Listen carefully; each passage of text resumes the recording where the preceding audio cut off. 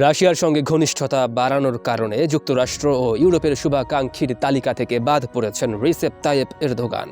আর যে রাশিয়ার কারণে আজকে তার এমন অবস্থা, সেই মস্কোর সাথে তার সম্পর্ক যে গলায় গলায় চলছে তা কিন্তু নয়। বর্তমানে অনেকটা কুল হারিয়ে তুরস্ক দিশেহারা সময় কাটাচ্ছে বলে এক নিবন্ধনে জানিয়েছে ভ্লাদা স্তানকোভিচ।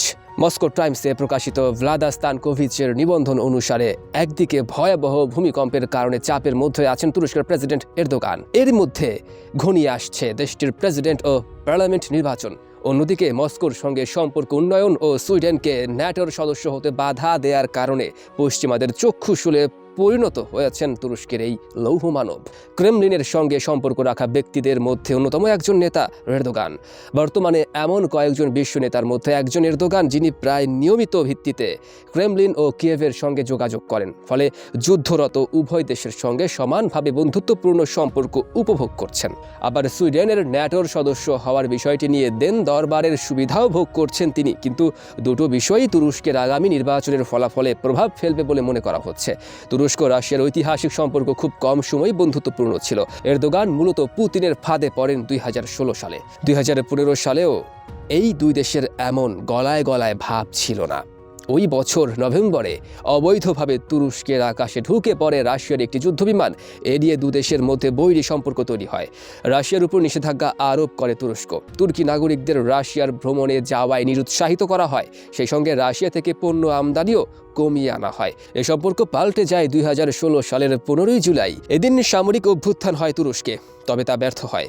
এ ঘটনার প্রতিক্রিয়ায় সামরিক বাহিনীর সমালোচনা করে এরদোগানের প্রশংসা করেন পুতিন। আর পুতিনের বিপরীত প্রতিক্রিয়া দেখায় যুক্তরাষ্ট্র ও ইইউ। সেই থেকে শুরু পুতিনের প্রশংসায় গলে যান এরদোগান। রাশিয়ার সঙ্গে শুরু হয় সুসম্পর্ক, বীজ বোনা হয় নতুন কূটনীতির। ধীরে ধীরে রাশিয়ার উপরে আরোপিত সব নিষেধাজ্ঞা তুলে নেয় এরদোগান সরকার। পুতিনের ভূয়সী প্রশংসায় কাবু হয়ে রাশিয়ার সঙ্গে বন্ধুত্বপূর্ণ সম্পর্কে ব্যস্ত হয় তুরস্ক। অভ্যুত্থানের 1 মাসের মাথায় রাজকীয় এক ভোজে এরদোগানকে সেন্ট পিটার্সবার্গে আমন্ত্রণ জানান পুতিন। এতে আরও বিগলিত হন এরদোগান। এর পরের বছর রাশিয়ার কাছ থেকে S-400 প্যাট্রিয়ট ক্ষেপণাস্ত্র কিনে তুরস্ক, যার ফলে যুক্তরাষ্ট্রের বলয় থেকে দূরে সরে যায় তুরস্ক। আর গত বছর 24 ফেব্রুয়ারি ইউক্রেন যুদ্ধ শুরু হওয়ার পর দুই কুলি হারান এরদোগান। একদিকে জাতিসংঘে রাশিয়ার সমালোচনা করে বিপাকে পড়েন, অন্যদিকে মধ্যস্থতাকারী হিসেবেও সমাধান করতে না পারায় যুক্তরাষ্ট্রের মনও জয় করতে পারেননি তিনি। ভ্লাদা স্তানকোভিচের মতে এরদোগানকে নিজের স্বার্থে ব্যবহার করেছে পুতিন, আর পুতিনের দুর্দান্ত পররাষ্ট্র কৌশলের আড়ালে স্বকীয়তা হারিয়েছেন এরদোগান। অবশেষে ইউক্রেন যুদ্ধের 1 বছর পর নিজেকে নিঃসঙ্গ একা হিসেবে খুঁজে বের করলেন এরদোগান। সাবেক জাতীয় নিরাপত্তা উপদেষ্টা জন বোল্টন সম্প্রতি দ্য ওয়াল স্ট্রিট জার্নালে লিখেছেন, এরদোগান আরও একবার প্রমাণ করলেন ইউরোপের রুগ্ন মানুষ তুরস্ক।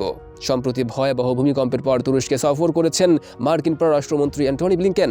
এ সময় দেশটিকে $10 কোটি সহায়তা ঘোষণা করেছে যুক্তরাষ্ট্র। দেশটির এই সহায়তা একটু হলেও চিন্তার ভাঁজ ফেলবে এরদোগানের কপালে। রাশিয়া থেকে মার্কিন বলয়ে ফিরে আসবেন কিনা আরও একবার ভাবতে বাধ্য করবে এরদোগানকে।